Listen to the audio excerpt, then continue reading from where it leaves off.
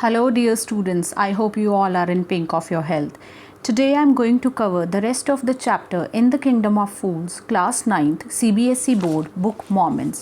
हम पहले ही हाफ से थोड़ा ज़्यादा ये चैप्टर कवर कर चुके हैं अपने प्रीवियस वीडियो में, क्योंकि चैप्टर बहुत लंबा था तो मैंने इसे 2 पार्ट्स में डिवाइड कर दिया है। ठीक है, हम लोग हैं पेज नंबर 23 के सेकंड लास्ट पैराग्राफ पे।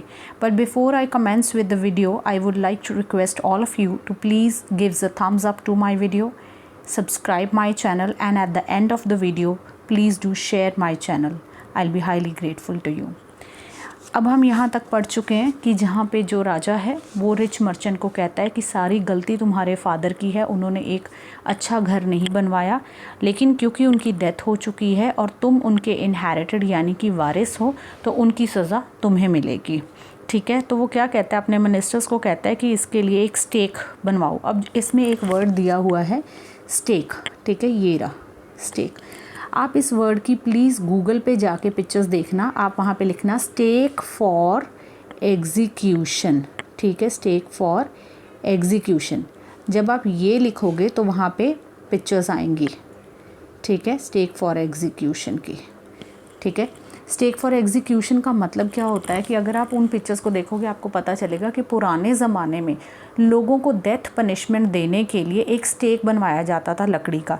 वो वैसा स्टेक जिस पे जीसस क्राइस्ट जो भगवान है उनको भी हैंग किया गया था। उसके अलावा और कई तरह के स्टेक्स होते थे जिन पे लोगों को डेथ पनिशमेंट दी जाती थी। तो राजा ने अपने मिनिस्टर से बोला कि एक स्टेक बनवाओ, एक न्यू फ्रेश स्टेक बनवाओ। ठीक है, और as the servant sharpened the stake and got it ready for final impaling of the criminal. Impaling word इसमें दिया हुआ है, impelling.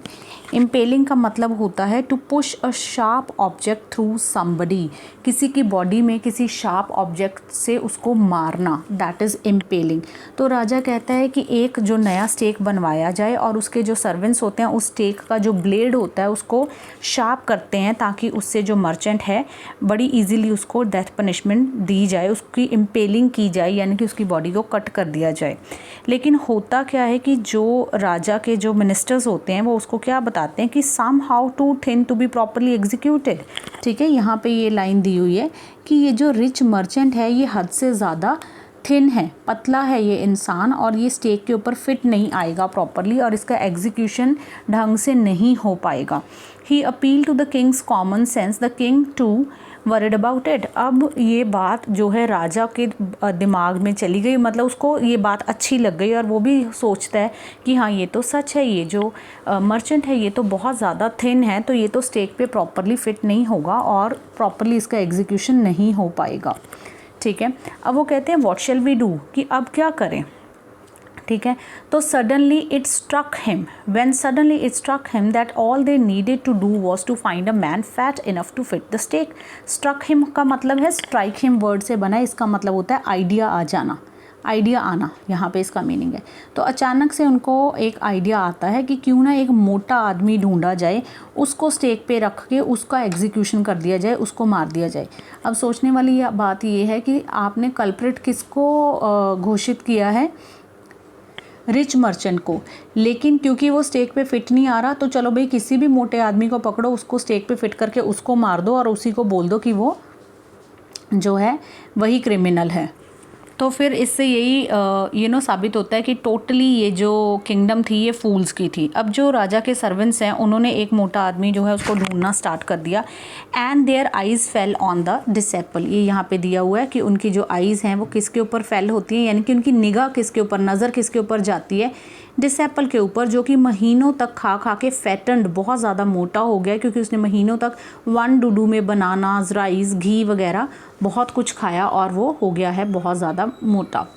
What have I done wrong? I am innocent. I am a सन्यासी, he cried. अब वो कहता मैंने क्या किया भाई, मैं तो बड़ा भूला भाला सा इंसान हूँ, बेगुनाह हूँ, मैं तो सन्यासी हूँ। That may be true but it's the royal decree. अब यहाँ पे वर्ड दिया हुआ है, एक मिनट, अब यहाँ पे एक वर्ड दिया हुआ है डिक्री। डिक्री होता है लीगल जजमेंट, जो लीगल जजमेंट होता है, लीगल ऑर्डर होता है, उसको डिक्री बोलते हैं। ठीक है, तो वो कहते हैं कि ये तो एक शाही ऑर्डर आया है that we should find a man fat enough to fit the stake. कि हमें शाही ऑर्डर मतलब राजा की तरफ से ऑर्डर मिला है, डिक्री मिली है कि हमने एक मोटा आदमी ढूंढना है ताकि वो स्टेक पे फिट हो जाए और उसको हम उसका जो सिर है वो हम कलम कर दें, उसको मार दें, उसको कैपिटल पनिशमेंट दे दें और जो इतना लंबा केस चल रहा है वो सॉल्व हो जाए। कि किसी की तो जान जानी चाहिए ना, किसी को तो सज़ा मिलनी चाहिए, ठीक है। And carried him to the place of execution, और अब वो उसको डिसेपल यानी वो जो गुरु का शिष्य था उसको उठा के जहाँ पे उसका एग्जीक्यूशन होना था। एग्जीक्यूशन मैंने पहले भी बताया था, लीगली मर्डर करना, किसी को लीगली मारना। तो according to the decree, royal decree, उसको जो एग्जीक्यूशन होना था जिस जगह पे होना था वहाँ उसको ले गए। He remember his guru's words, this is a city of fools, you don't know what they will do next. अब उसको अपने गुरु के वर्ड्स याद आते हैं कि ये तो एक पागलों की किंगडम है और ये आगे तुम्हारे साथ क्या करेंगे तुम्हें नहीं पता। अब उसको याद आता है कि उसके गुरु ने उसको बहुत रोका था लेकिन उसने गुरु की बात नहीं सुनी, ठीक है। While he was waiting for death, he prayed to his guru in his heart, asking him to hear his cry wherever he was. The guru saw everything in a vision. He had magic powers. He could see far and he could see the future as he could see the present and the past.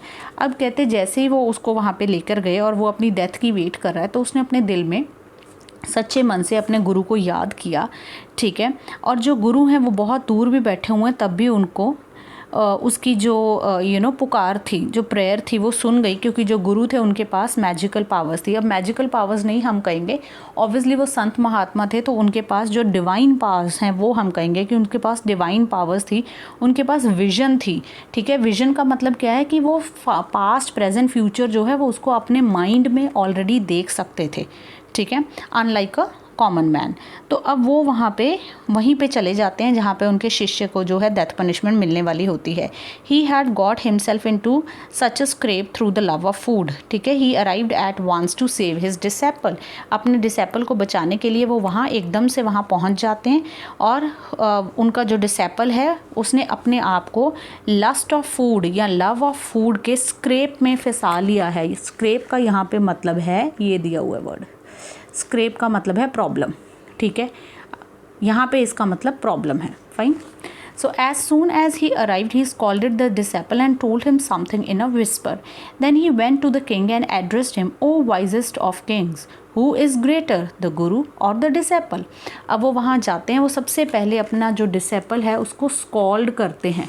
Scold होता है डांटना, बुरी तरह से डांटना, तो उसको बहुत बुरी तरह से पहले तो डांटते हैं, ठीक है। And told something in whisper, whisper का मतलब होता है कान में कुछ कहना, खुसर पुसर करना, बहुत धीरे धीरे कान में बोलना, दैट इज़ विस्पर, ये दिया हुआ है वर्ड, ठीक है। तो अपने डिसेपल के कान में धीरे धीरे से कुछ बोलते हैं और फिर वो राजा को एड्रेस करते हैं। एड्रेस होता है मतलब राजा को जैसे उनके सामने अपनी जो बात है वो रखते हैं सबसे पहले बार, और उनको कहते हैं कि ओ वाइजेस्ट किंग, कि तुम बहुत ही ज़्यादा वाइज किंग हो, तुम बहुत ग्रेट हो, तुम बताओ कि तुम बहुत वाइज किंग हो, तुम बताओ कि ग्रेटर कौन है दोनों में से, गुरु या disciple. Of course the guru, no doubt about it, why do you ask.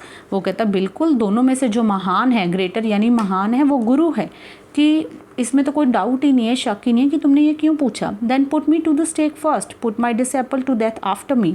तो वो कहता कि अगर मैं ज़्यादा महान हूँ तो पहले मुझे स्टेक पे डालो, पहले मुझे डेथ पनिशमेंट दो, उसके बाद मेरे शिष्य को डेथ पनिशमेंट देना, ठीक है। तो ये पिक्चर में इन्होंने शो किया हुआ कि ये बात कर रहे हैं आपस में। Sorry. When the disciple heard this, he understood and began to clamor, "Me first! You brought me here first. Put me to death first, not him." अब जैसे ही डिसेपल ये बात सुनता है, he began to clamor, ठीक है। Clamour का मतलब क्या है, शोर मचाना, वो शोर मचाने लग जाता है, ठीक है। शाउट करता है, लाउडली कहता है, नहीं नहीं नहीं, मुझे पहले मारो, आप लोग मुझे पहले लेकर आए हो तो पहले मुझे डेथ पनिशमेंट दो। The guru and the disciple now got into fight about who should go first. The king was puzzled by this behavior. He asked the guru, why do you want to die?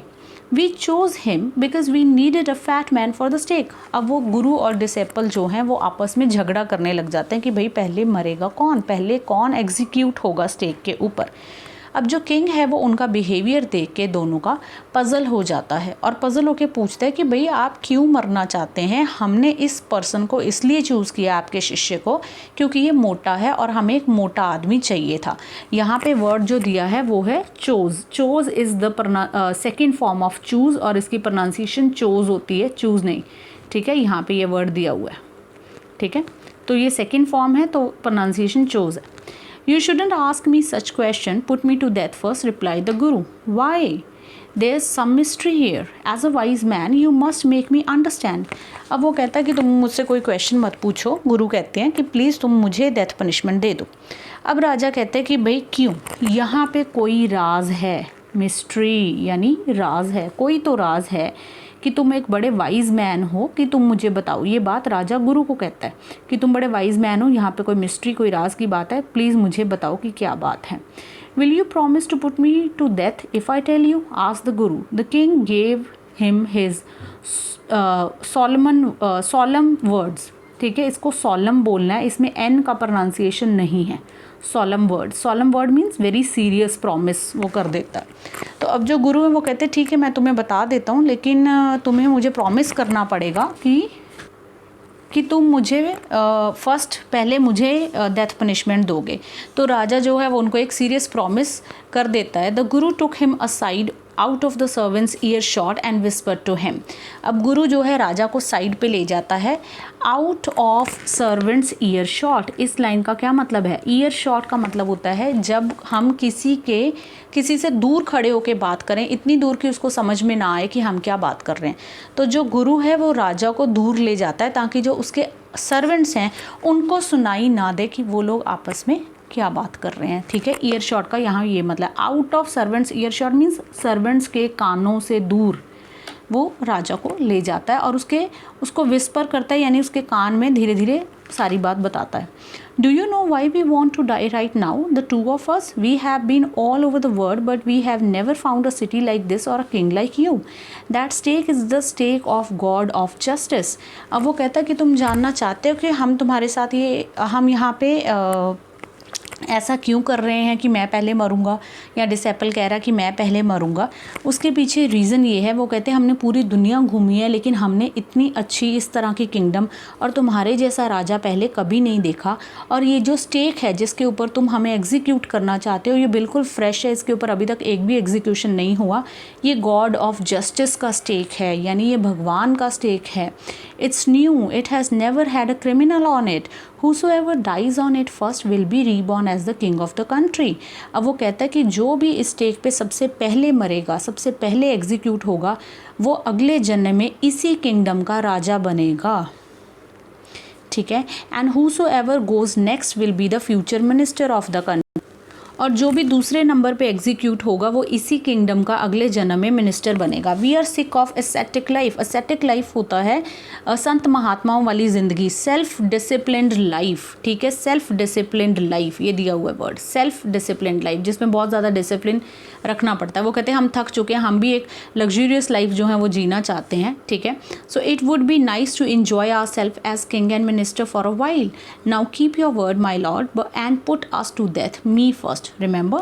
अब वो कहता है कि हम भी एक अच्छी ज़िंदगी, आराम वाली ज़िंदगी जीना चाहते हैं। ठीक है, तो वो कहता कि हम इंजॉय करना चाहते हैं राजा और मिनिस्टर बनके। Now keep your words, now keep your word का मतलब है कि अब आप अपना प्रॉमिस निभाएं, पहले मुझे डेथ पनिशमेंट दें। ठीक है, कहता है याद है ना आपको कि आपने पहले मुझे डेथ पनिशमेंट जो है वो देनी है। ठीक है, The king was now thrown into deep thought. He didn't want to lose the kingdom to someone else in the next round of life. He needed time. अब जो king है was thrown into deep thought. Thrown into deep thought means वो गहरी सोच में पड़ जाता है, गहरी सोच में पड़ जाता है। वो नहीं चाहता कि जो उसकी किंगडम है उसके हाथ से चली जाए, बल्कि अगले जन्म में भी, नेक्स्ट राउंड ऑफ लाइफ में भी वो चाहता है कि वही वहाँ का किंग हो। ठीक है, तो अब उसको कुछ समय चाहिए सोचने के लिए। So he ordered the execution postpone to the next day and talked in secret with his minister. तो वो जो एग्जीक्यूशन है उसको अगले दिन तक पोस्टपोन कर देता है कि यानी एग्जीक्यूशन आज नहीं होगा, कल होगा, और सीक्रेटली अपने मिनिस्टर्स के साथ सलाह मशवरा करने लग जाता है। It's not right for us to give over the kingdom to others in the next life, let's go on the stake ourselves and we'll be reborn as king and ministers again.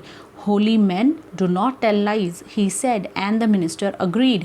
अब वो कहता कि मैं तो बिल्कुल नहीं चाहता कि अगले जन्म में भी यहाँ का राजा कोई और बने, मैं तो अपनी किंगडम किसी को नहीं दे सकता, कि इसमें एक ही उपाय है कि हम खुद ही जाके उस स्टेक के ऊपर अपनी जान दे देते हैं, एग्जीक्यूट हो जाते हैं, और जब हम रीबॉर्न होंगे तो इसी किंगडम का मैं राजा बन जाऊँगा, तुम मिनिस्टर बन जाओगे। सॉरी, मैंने शायद चैप्टर में मिनिस्टर्स बोला है, लेकिन यहाँ एक ही मिनिस्टर है, एक्सट्रीमली सॉरी फॉर दैट। तो तुम मिनिस्टर, तुम सेकंड पर्सन तुम होगे जिसका एग्जीक्यूशन होगा, तो तुम नेक्स्ट जन्म में मिनिस्टर बन जाओगे। प्लस वो ये कहता है कि जो होली मैन है वो झूठ नहीं बोलते, यानी कि जो संत महात्मा है वो झूठ नहीं बोलते, यानी कि उसने जो बोला है वो सच बोला होगा। और जो मिनिस्टर है वो भी अग्री कर जाता है, अग्री होता है बात को मान जाना, वो भी मान जाता है कि हाँ बिल्कुल ठीक है, पहले हम दोनों ही मर जाते हैं उस पर जाके turn wise. So he told the executioner, we'll send the criminals tonight. When the first man comes to you, put him to death first, then do the same to the second man. Those are my orders, don't make any mistakes. ठीक है, अब वो executioner कौन होता है? जिसने person को death punishment वहाँ पे देनी है। अब डेथ पनिशमेंट पहले तो राजा ने बोल कर दी है, लेकिन उसको प्रैक्टिकली कौन देता है वहाँ पे, जिसको हम हिंदी में जल्लाद कह देते हैं, ठीक है, तो वो एग्जीक्यूशनर है, जिसने वहाँ पे उनका जो सिर है वो काटना है। तो वो एग्जीक्यूशनर को राजा पहले ही बुला के बोल देता है कि आज रात तुम्हारे पास क्रिमिनल आएंगे, जो पहले आएगा उसको पहले मारना है, जो बाद में आएगा उसको बाद में मारना है। और वो कहता है ये मेरे ऑर्डर्स हैं, कोई गलती मत करना, ठीक है।